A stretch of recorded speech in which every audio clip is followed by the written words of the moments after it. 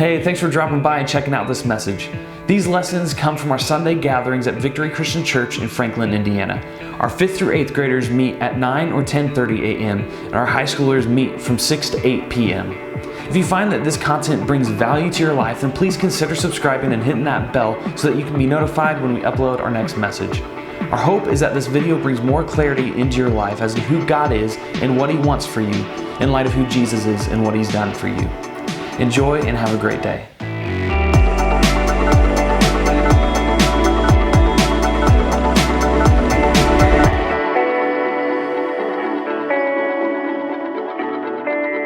All right, so we are in the series Worth Repeating, and we started this last week talking about the prodigal son. We talked about the different ways that Jesus would tell these stories and these parables, and the reason He would tell them, which was, does anybody remember? It was to remind people who God is and what His perspective on us is.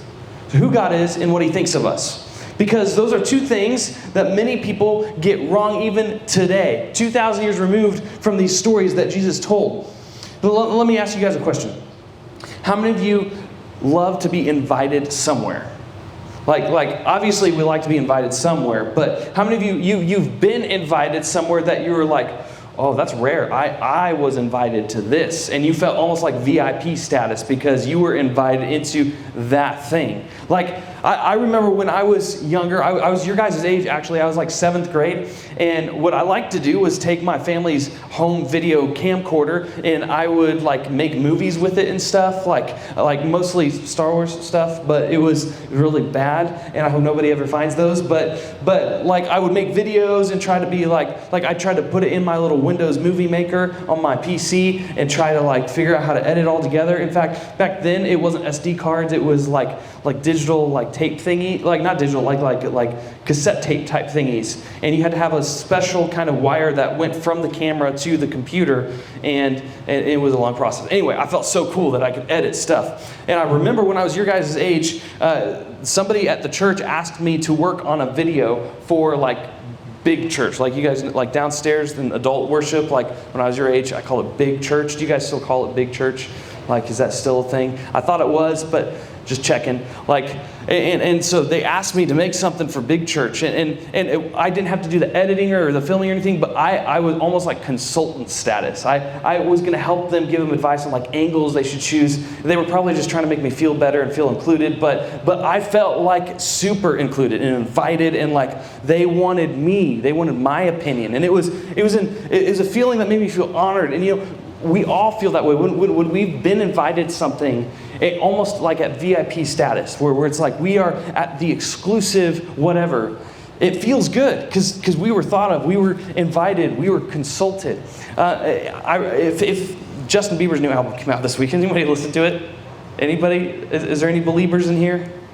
I would have not raised my hand last time around, but this time I actually kind of like it. So like he's got like YouTube videos and stuff of like how he made the album, and so like yeah, Chelsea and I watched that this weekend. But if Justin Bieber or fill in the blank to whoever, you know, he's just the one that's on my mind right now, was throwing an exclusive VIP party in New York to celebrate the release of the album, like, how many think you'd be invited, right?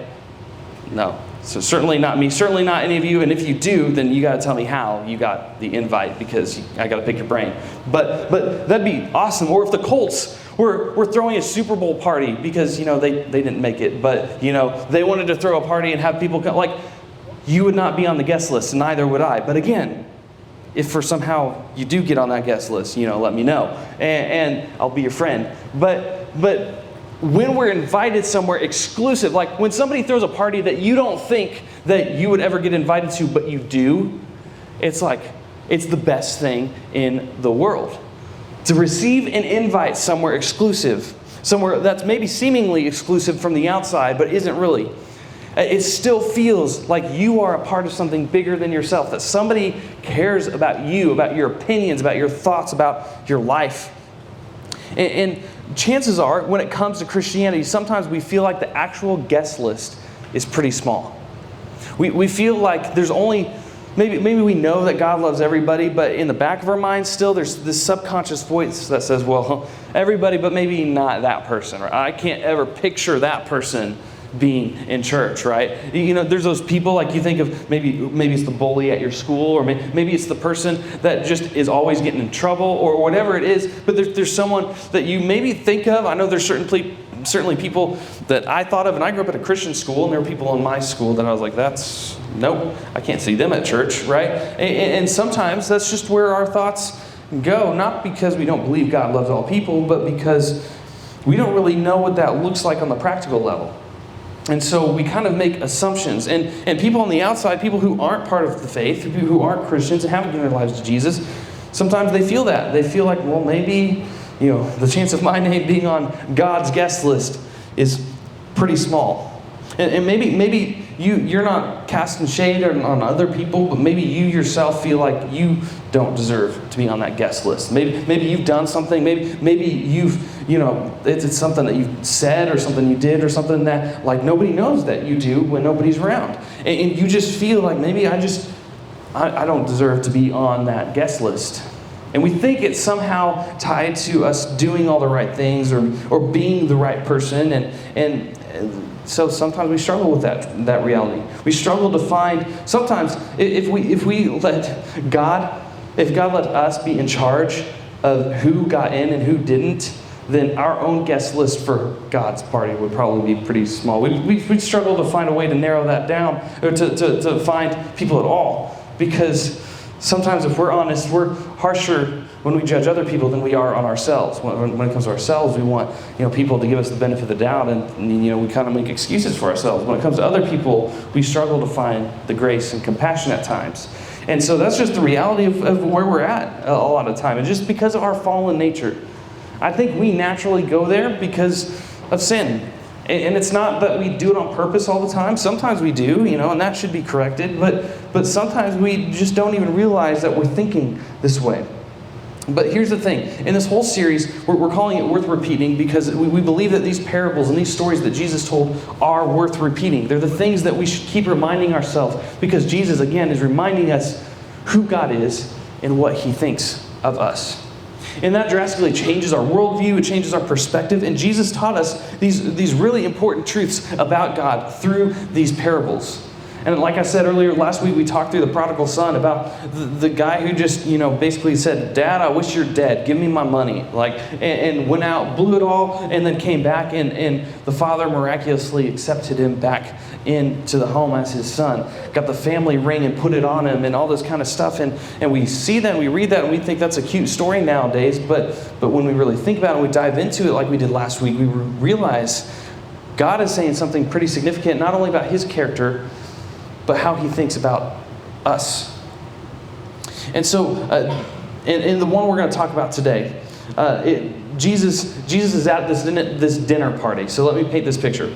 He's not at just any dinner party, though. He's at the dinner party of the Pharisees, the religious experts of the law, the people who always did their best. And here's the thing you need to realize about them is they so often made their life and their morality and their following God about just all the rules, about doing the things right, about, putting people down who didn't do it right.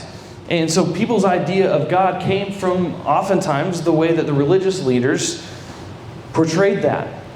They would put people down if they weren't following all the rules, and they elevated themselves up by their good behavior. But often, by just following all the rules, they often miss God Himself.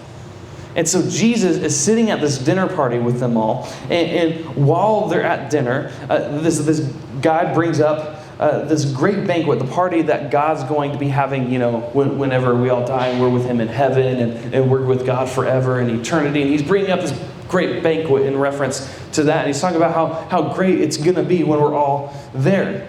And so Jesus is sitting at this party. He begins to tell this story. And he says, well, let me tell you about God's banquet. He goes, look, there's once a guy, and he was a man of wealth. He had lots of servants, and he goes to throw a party. So he sends out all these invites to people, and the people in the story that Jesus is talking about is actually a reflection of the Pharisees and the religious leaders he was sitting with at that dinner. And so he's telling this story, and they go out, they give invitations. But as the servants went and invited all these different people to come to his house for the party, for the banquet, they each gave him excuse after excuse after excuse for reasons that they couldn't come. You guys ever, you invite friends somewhere, and they, you can kind of tell they're just kind of giving you a reason why they can't come because they don't want to come? Or somebody asks you if you want to go somewhere, and you feel obligated to say yes, but you really want to say no, so you try to rack your brain of excuses of why you can't. This is what's happening. And these guys are like, oh, I got new goats. I got to go tend to them, And so, they keep making up these excuses why they can't go to the party. So this is where we pick up the story when Jesus is talking in Luke chapter 14. Starting in verse 21, the servant came back and reported this to his master, that they had all made excuses and they can't come. Then the owner of the house became angry and ordered his servant, go out quickly to the streets and alleys of the town and bring in the poor, the crippled, the blind, and the lame. And so remember how we said that Jesus' parables teach us about God, right? So, and what he thinks about us. So generally in this kind of situation, what would happen is the owner of the house would be, okay, well, no one can come. We'll postpone. We'll do it another time, right? You'd give up there, or you'd reschedule. But not here. He goes and he tells the servants to go invite the people who were outcasts, the people who were blind, who had disabilities. Everybody else thought that it was because of their sin or the sin of their parents that they were disabled that way. And so they were like untouchables. People wouldn't associate with them, wouldn't talk to them, wouldn't do anything. And certainly wouldn't touch them. And so Jesus saying, no, those are the people. Go and invite them. And so at this dinner party where Jesus is telling this story, I'm sure that they're all kind of turning their heads going, what? You told the servants? He went and told the servants to invite who? But it's about the people that God invites to follow him in real life. Because Jesus is saying in real life, it's not just those who are the religious experts. It's not just you guys that are invited to the great banquet in God's kingdom. It's everybody. And that's the point he's making to them. Because they had this assumption that the guest list to God's banquet was pretty small. That only few got in. That it was very exclusive. And Jesus is painting this new picture that no, it's not that way. And I think you and I can relate to that, because oftentimes we might get so focused on doing the right thing that we miss God. And don't get me wrong, we should be trying to do the right things.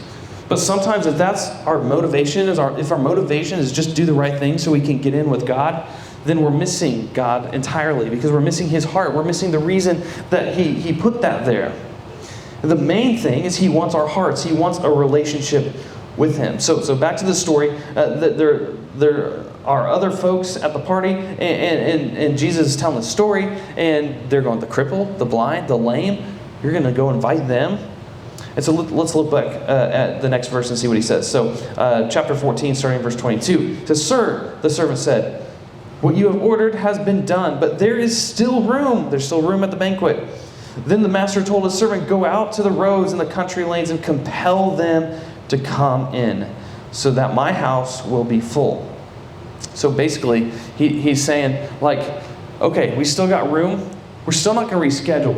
We're still going to fill this place. So go and invite it to anyone. Make it as attractive as possible. Compel them to come. Tell them all the reasons that they need to be there. There's going to be candy. It's going to be lots of fun. I don't care if you have a Valentine or not. We're going to have fun. We're going to celebrate. We're going to have a party. So go compel them to come. You guys ever been compelled to do something? I bet if I asked somebody to come up and do 20 push-ups right now for this whole wad of candy, you would do it. Who would do it? Do it right now. 20 push-ups. Count them off. Everybody count them off. Yeah, right there. Go. Ready? Here we go. Everybody count. 1, 2, 3, 4, 5, 6, 7, 8. You got this. 9, 10. Okay, that's good. That's good. I'll say 10 is good enough. Give them a hand.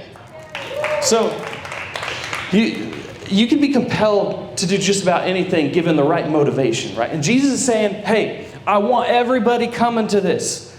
So come to the party. Everybody, compel them to come. It's going to be I'm going to make it worth their while. They just have to accept my invitation and come.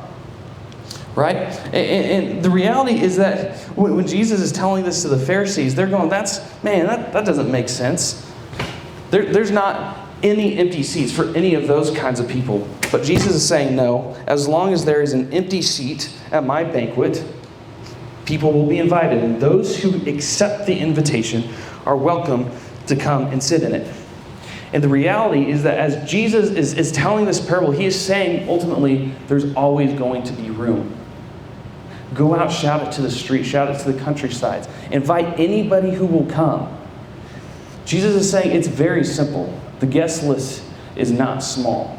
The guest list is open to anybody who accepts my invitation to come to this great banquet. And this just baffled the Pharisees because they're like, what? That's not how it is. And everyone is invited. You are invited. That's the story Jesus is saying. You are invited. You are on God's guest list. All right, some of you, maybe you've already accepted that. Maybe you've already, given your life to Jesus. Maybe you've been baptized. Maybe you've done the whole church thing, and you're on board with this, and this is great. But either you aren't still believing it, or maybe you have doubts about yourself, or you know somebody who does. You know somebody who thinks maybe I don't deserve a seat there. And reality is that God is saying, no. There's always, all you have to do is accept the invitation. And our job is, like the servants in the story, to go and compel others to come. That a life of following Jesus is always worth it. And he wanted to extend the invitation to them all. So at God's party, the invitation is for all of us.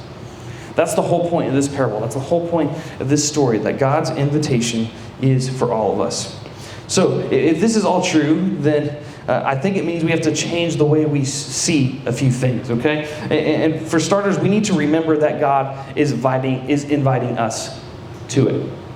God is inviting us to the party, to the banquet. He's inviting you to spend your life following him, and not just so that you can, get rid of your freedom and just be a robot who does whatever God says and reads the Bible all the time. But I'm saying that when you're invited and you accept that invitation, you're giving your life to Jesus for a better purpose. One, beyond yourself, but two, because when we do read the Bible, we do follow the things that he's given us, our life is just going to be better, and we're going to find fulfillment in ways that few on this earth have.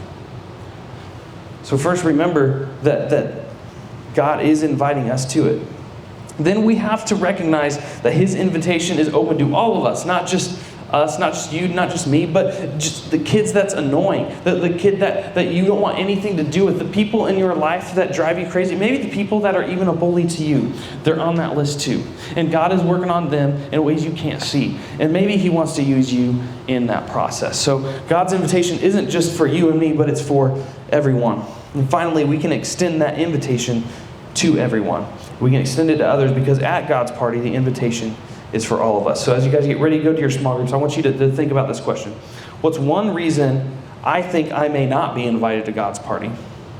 And if you don't have an answer for that, then I'm going to add to that. So either one reason you think you're not invited to God's party, or two, why you think somebody else shouldn't be invited to God's party. If that's something that you wrestle with, if that's something that maybe you've thought but not really said out loud, why is that? Why do you think that way sometimes? The whole point of today is that maybe we need to change our perspective when it comes to how we see other people. So let me pray for you guys, and you'll be dismissed to your small groups. Hey, hope you enjoyed this video. If you liked it, give it a thumbs up, and make sure you're subscribed so you're notified when we upload future videos. Have a great day.